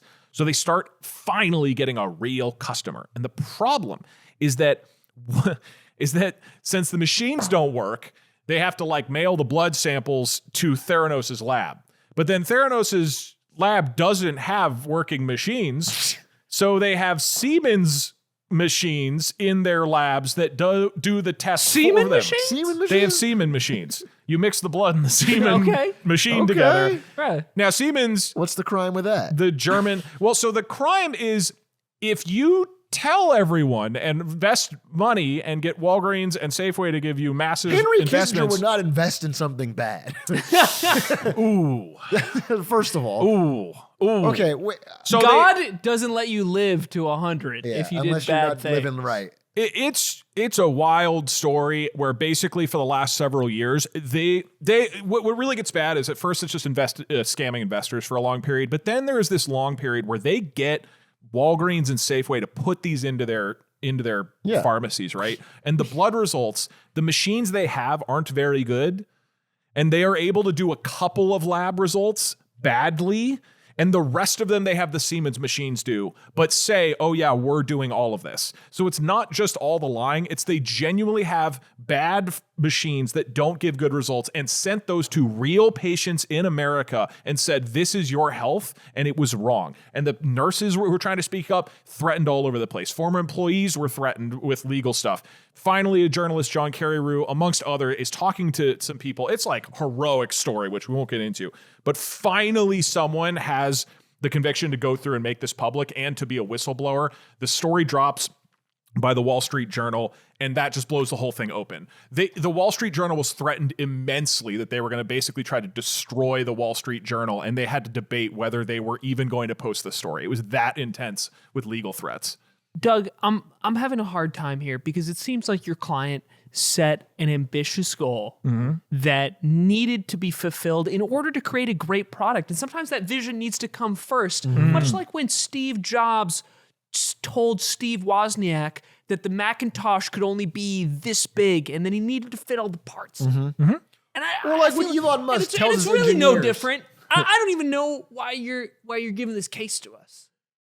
Elon Musk every year tells his engineers, we're going to have self-driving by the end of the year. And that's a goal. They don't necessarily hit it, but it's a goal. We're it gets gonna you have driving. machines that take a We're going to prick in your Mars. blood and do all of the tests you could ever ask for. And did it do that? No, but it's a vision. Is that even her fault? It feels like it's the employee's fault for not following through on the Thank CEO's you. mission. Thank you. They should be on trial and they'd be guilty. If I was a lawyer, I would say... You are a lawyer that and a judge. if I was in a courtroom... You are in a courtroom. I would say that the difference is that she, from day one, said, I have this technology, it does work, and sold off of that. And that's different than Elon saying, we will have this stuff in a couple years. We don't have it yet. No, I don't see a difference. I don't see a difference either. I appreciate your point, but your client's innocent. Now, Elizabeth Holmes, once the Wall Street Journal article dropped, everything kind of burst open. Suddenly, the regulators, who had basically just been like duped and led astray and lied to and obfuscated, finally, with this public pressure, were able to get in there. They investigate the labs. They're like, this has horrible standards. This is not doing what you said you're going to do. This does not follow our protocols. The company starts to collapse. She famously does this presentation at a medical conference to try to redeem herself and says, this is what it is. See, I'm finally revealing it for the first time. It doesn't do anything. And she is eventually convicted in 2022 of an enormous amount of investor fraud, as well as her co-conspirator, Sonny. And it's a whole big disaster. This is one of the big, famous just disasters of the tech industry of the last 15 years. And it is truly and genuinely just unadulterated fraud and embezzlement. It's ridiculous. So it seems a little strange to me because we've been through a crazy day in this courtroom. Yeah, honestly. And full day. oddly enough, most of the clients I've noticed that have come through today have already been dead. They're already dead, which is unorthodox to say the least. Our docket's crazy. Unusual. It is unorthodox. It's not a Finally- normal day at the courtroom. I'll tell you Finally, that. we We've arrived got at a a living case. specimen. Yeah, living specimen. We come to a case where the woman is currently alive, in prison, relatively young, hasn't been in prison that long. How long was she sentenced for? So she was sentenced to 11 years and 3 months. Here's the deal, Judge. It's a long time. It's just a lot more paperwork if we say guilty. Well, here's the thing. It's like a lot Lot. more. I It's want to a make a lot. pitch to you. This is a woman who knowingly, directly defrauded investors, Right. harmed patients, put on this lie for 15 Sure, years. I mean- However, go to her first tweet. In February 18th, 2026, she said, you may be confusing, in response to Jason Calacanis, for some reason, who she's arguing with, the host of All In. You may be confusing me with tech entrepreneurs who cash out and walk away wealthy. I didn't. I never sold a share despite all the opportunities to do so, never enriched myself. I gave everything I had to our company to seeing our mission through down to the last second it lived. What I have to give is blood, sweat, and tears from the torment of my fight over the last 10 years and the indomitable fire in me to realize our vision for affordable, accessible healthcare, to realize change. I want to serve our country. Pain stokes a fire that cannot be extinguished. As I've endured the violence of this journey, I've studied relentlessly over the past 8 years. I've studied and studied profound learnings from my failures.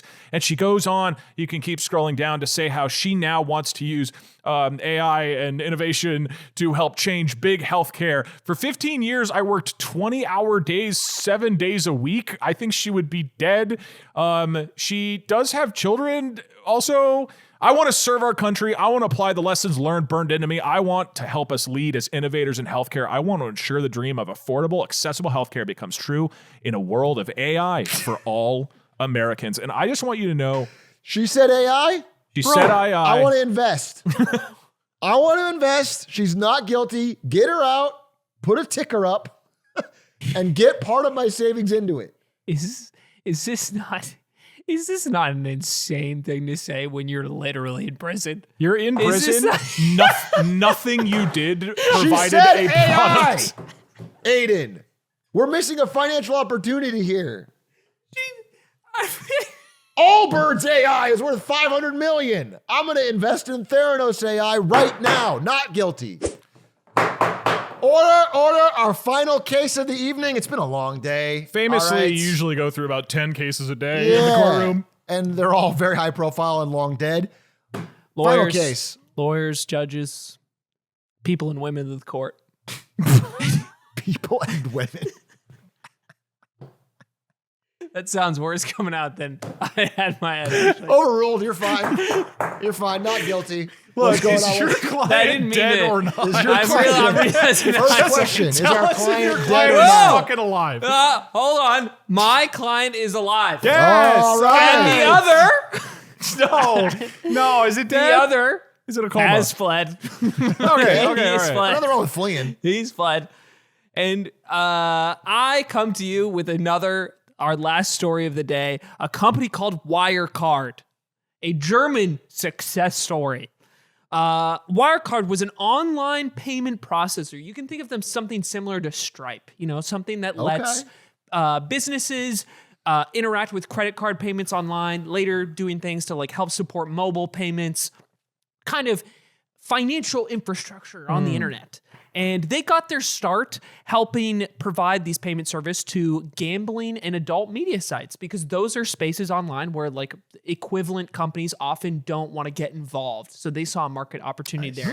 And then they leveraged that into becoming one of the tech all-stars of the 2000s, especially for Germany, a company that was looking to compete with the US's tech success. Right. And much like Elizabeth Holmes, Marcus Braun, the CEO, becomes this powerful tech figure in the media, often copying the Steve Jobs aesthetic as well.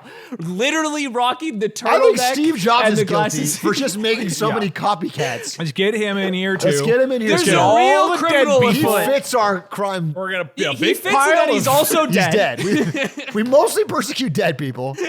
And Steve Jobs is way more guilty than Marcus Braun. fucked up courtroom. What is wrong with us? And what you will find extraordinary about this company that made its way through the 2000s, including the 2008 financial crisis and the 2010s, is that they managed to maintain record profits the whole way through. That's what I'm talking about. Never That's what I'm missed talking about. a Winner. beat. I like winners. Glitch And marks flowing in. eventually, toward the end of the 2010s, they find themselves on the DAX, which is think of it like the Dow equivalent for Germany on the Frankfurt Stock Exchange. They are one of the 40 major German blue chip stocks and it's made it. This is the kind of the envisionment of tech success in Germany. What And percentage of Nike would you say Wirecard was? And it AirPods. spun out? Probably And AirPods. it was probably 5 Nikes. 5 Nikes? I or like made that up. one AirPod? But I think my client would like that I make things up on his behalf. Especially financial statements. Yeah. And through this whole time period, there's an increased scrutiny of Marcus Braun, the CEO, guy who seems to have a lot of buzzwords and not a lot of substance when it comes to the company's success. But they do manage to keep adding online products to their repertoire and somehow expanding the business. And a huge part of their growth in profit is as they decide to leave Germany and operate in other countries, they cannot necessarily get the legal licensing to be able to operate their services in these places. So what is the thing that they do? they partner with other companies abroad and then form like a relationship or license with them. Like provide a similar sort of service, you brand under us, you pay us a kickback, and a massive amount of profit from this licensing strategy starts to pour in. They're creating foreign headquarters of their company in places like the Philippines, Dubai, Hell yeah. and Singapore. And eventually, there is enough raised suspicion that they are audited for, I believe, a second time by a company called KPMG. And they start digging around and they see this report of the amount of money that is coming through from the Philippines branch specifically. And apparently there's $2 billion in accounts in the Philippines. Love that. And they go to check on the Philippines headquarters of the company. They go on over there. I believe it's the FT initially investigates to Love check that. out the Filipino headquarters of the company. What do they find? A family's home instead of an office. Yeah, work is family for them. It's like this office is a family. Not They everything is meant this it. callous So- Western values. So I believe the FT runs an article about this, and Wirecard does not like this. This doesn't make any sense. The FT is bashing us. And then KPMG, coming in for a second audit, decides to pursue or look into the banks that hold all this money that exists on the books of Wirecard. Let's check these accounts out. Let's look at the representatives at the bank that are listed. They initially come in just thinking like, we just want to make sure that these assets that they're reporting are liquid in the Philippines. Like how quickly can they access these things to make sure that their accounting all checks out? Okay. What they didn't think they would find is that not only are these assets not liquid, they don't exist at all. They actually don't have any accounts, and the people at the bank they reported to work with have no idea that Wirecard even is a company at all. and if you take it is entirely made up. Like, Okay. And if you take away the money from these foreign branches of like these foreign branches of Wirecard, the company isn't remotely profitable. Like it's not even close to profitable. Okay. And this story breaks and the company crumbles and Marcus, the CEO, is arrested. But one other weird, crazy thing on this is his right-hand man, I think the COO, Jan Marsalek, is apparently flees upon realizing that the House of Cards is finally crumbling underneath them. And this guy goes and flees to Russia. Turns out he had ties to Russian intelligence and mercenary groups since 2010, often traveling with Russian mercenary groups to places like Syria to like go shoot guns and have a good time. It's not a crime to have friends and hang out with the boys. Yeah, to be safe. Yeah. And to this day, my client, who's innocent, Yeah. is still hiding in Russia. Interpol seeking him and has continued to live there since 2020. And that's where the story kind of ends. Marcus ended up going to jail, I believe. And I still claim that he's innocent, of course. Yeah. And Jan is on the run from Interpol. I hope Jan and the crypto queen had a happy ending together. Where did the money come from? Or they were just saying that they were making the money. Yeah, so they were what ended up initially, from what I can tell, this company did have legitimate origins. And as it scaled and the hype grew, they expanded the company in ways that they could not sustain or actually pay for. But they managed to continue raising money through the hype of the stock. Where the fraud comes in is as the company got bigger and bigger, they claimed these larger and larger sources of revenue from primarily these licensing deals in foreign countries, albeit not just that. But the bulk of these ventures were extremely profitable, like disproportionately profitable, and it was what made the company look profitable at all. But it was just made up money. And if you took it out of the equation, once it was discovered that, oh, this money doesn't exist, these relationships with these banks don't exist, there's no customers fueling this business at all, then the company just collapsed. I'd say having to live in Russia is punishment enough. Well, case closed. Guys, I have to admit something. I was a lawyer the whole time. I'm not a judge. Me too.